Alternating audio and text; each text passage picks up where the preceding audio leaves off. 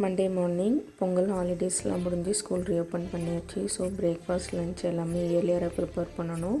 இன்றைக்கி பார்த்திங்கன்னா பசங்களுக்கு லஞ்சுக்கு முருங்கைக்கீரை பூரி தான் ரெடி பண்ணேன்.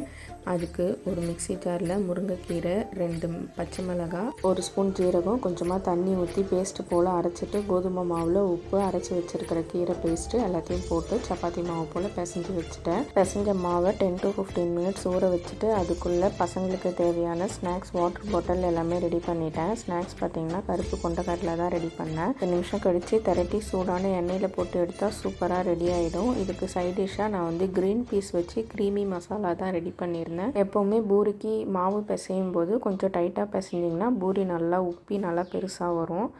அப்புறம் சைட் பை சைடு லஞ்ச் பேக்குமே ரெடி பண்ணிட்டேன். பசங்களையுமே ஸ்கூலுக்கு ரெடி பண்ணிட்டேன். இந்த வீடியோ உங்களுக்கு பிடிச்சிருந்தா மறக்காமல் லைக் பண்ணி ஷேர் பண்ணி சப்ஸ்கிரைப் பண்ணுங்கள். நெக்ஸ்ட் வீடியோவில் பார்க்கலாம். பாய்.